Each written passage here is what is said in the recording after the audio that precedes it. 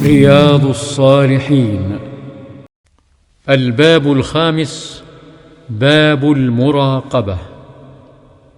عن عمر بن الخطاب رضي الله عنه قال: بينما نحن جلوس عند رسول الله صلى الله عليه وسلم ذات يوم، إذ طلع علينا رجل شديد بياض الثياب شديد سواد الشعر، لا يرى عليه أثر السفر، ولا يعرفه منا أحد، حتى جلس إلى النبي صلى الله عليه وسلم، فأسند ركبتيه إلى ركبتيه، ووضع كفيه على فخذيه، وقال: يا محمد، أخبرني عن الإسلام.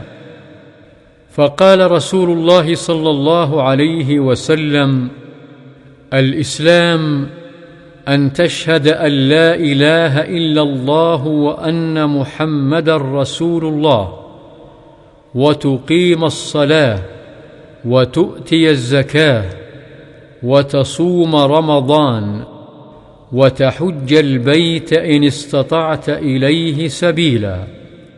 قال: صدقت. فعجبنا له، يسأله ويصدقه. قال: فأخبرني عن الإيمان. قال: أن تؤمن بالله وملائكته وكتبه ورسله واليوم الآخر، وتؤمن بالقدر خيره وشره. قال: صدقت. قال: فأخبرني عن الإحسان. قال: أن تعبد الله كأنك تراه، فإن لم تكن تراه فإنه يراك. قال: فأخبرني عن الساعة. قال: ما المسؤول عنها بأعلم من السائل. قال: فأخبرني عن أماراتها. قال: أن تلد الأمة ربتها، وأن ترى الحفاة العراة العالة رعاء الشاء يتطاولون في البنيان. ثم انطلق، فلبثت مليا، ثم قال: يا عمر، أتدري من السائل؟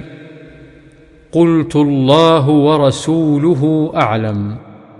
قال: فإنه جبريل أتاكم يعلمكم دينكم.